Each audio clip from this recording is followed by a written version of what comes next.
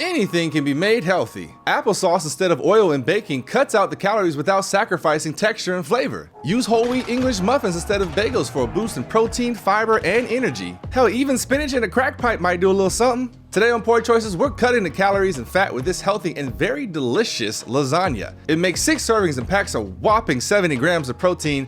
Best part about it is you won't miss all the bad stuff that makes lasagna good. I promise that. And you won't be left starving. So get ready to put them jeans on from before quarantine again, because we are eating the good kind of good.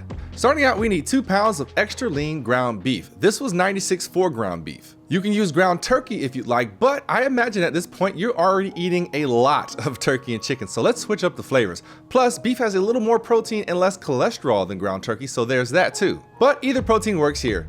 Get you a nice hot skillet and hit it with a little cooking spray. Using the spray versus oil here will save a lot of calories because oil can add an extra 100 to 200 calories if you're heavy-handed like I am. So into that hot skillet we'll place our 2 pounds of meat, and I'm going to let it sit untouched for about a minute or so. This is to help get a little Maillard reaction, which is that extra browning on meats that adds extra flavor, and with beef you'll definitely notice a difference. While the first side is down, I'll hit the top with a mix of onion powder, garlic powder, salt, and pepper. No real measurements here, just eyeballing it. You can also bring in some Italian seasonings here like oregano, thyme, or a blend. After about a minute or two, depending on how high the heat actually is, we'll flip our meat and then begin breaking it up. You can also let it develop some more color on the other side if you want to, but one side is good enough for me for this recipe. Break up the meat and let it continue to cook through. Add some more additional seasonings too. I know you're used to measurements, but just think of this as like making spaghetti and how you normally would eyeball seasonings there. Once the meat has just cooked through, I'll add in a 20-ounce jar of pasta sauce. This is a roasted garlic sauce from Whole Foods, but you can use any sauce, and honestly, you should use whatever your favorite is, or spring a little change and get a really nice sauce. Because remember, the sauce is going to carry a lot of the flavor here, so going cheap and bland is going to make you pay the price when it comes to flavor later. And then you'll be mad at me talking about healthy lasagna is nasty when it's really not. I'm also adding in a 1/8 cup of Calabrian peppers that have been diced up. This will add some amazing flavor and some heat to the dish. Mix everything up, lower the heat, and let it all simmer for about 10 minutes, maybe even 15. We want this sauce to thicken up some so it's not a soupy mess in our lasagna. Give it a taste and see if it needs anything else, maybe some more salt, some more Italian seasonings. Let your tongue guide you. Now for the filling. Okay, so let me say some things.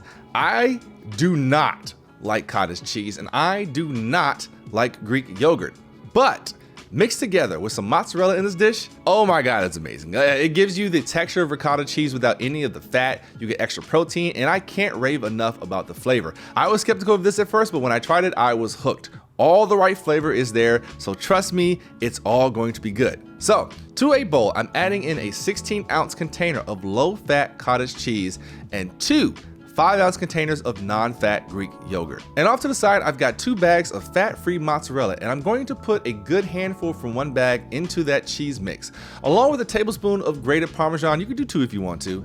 That mozzarella and Parmesan are going to give us the flavor that we need. FYI, I found this fat-free mozzarella at Walmart. I'm also rolling up a few leaves of fresh basil and chopping them up and adding them into the cottage cheese Greek yogurt mixture.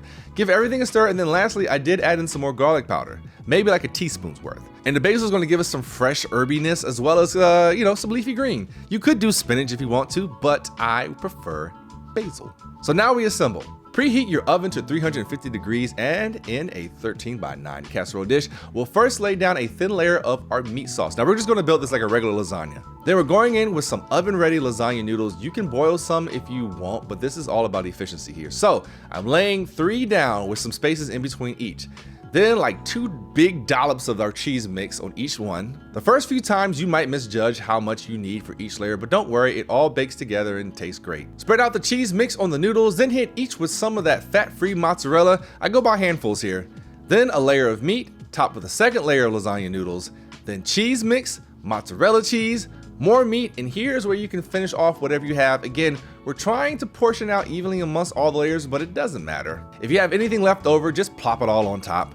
Then into a 350-degree oven for 25 minutes it goes. In that time, get yourself 6 containers ready. I like to separate the sheets into 3 sections first when I get it out the oven, and then divide each section into 2 halves.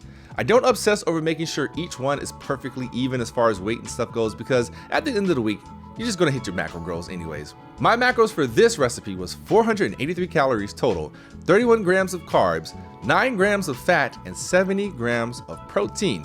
Now you might be like, that's impossible, but remember, lean meat. And we cut out a lot of fat with the cottage cheese and non-fat Greek yogurt, as well as that mozzarella that was fat-free. Also, if you're tracking this stuff like I was in MyFitnessPal, you may find your numbers a little over or a little under depending on the brands of the stuff that you use, but generally you're going to come in around these numbers. So once you've got everything divvied up into 6 containers, make sure you let them cool a little bit before you pop them into the fridge and enjoy over the course of the next 6 days. And because I am still in the midst of my dry January, I don't have a poor choices other than just make sure you all are drinking a lot of water. Stay hydrated, okay? Get your electrolytes. If you have issues with feeling hungry, if you're on a diet, like sparkling water can do a lot for you, just filling you up and making you feel content. But I'm telling you, these are pretty big servings considering like how little damage they're gonna do to you. So yeah, enjoy. And as you always know, we have a Patreon link down in the description. $1 a month is all we ask for. It helps pay for recipes in these here inflated times. And I'm definitely gonna look up some more recipes for you all, some healthy takes on things to pass that on to you with hopefully my own takes on them. Again, this is a recipe I discovered early last year and I was so blown away by it. So I decided just to switch up a few things on it. But this is so easy, so quick to make. You can make it in like 45 minutes and you're gonna be very, very happy that you can have lasagna on your diet. So enjoy. And I'll see you back here soon.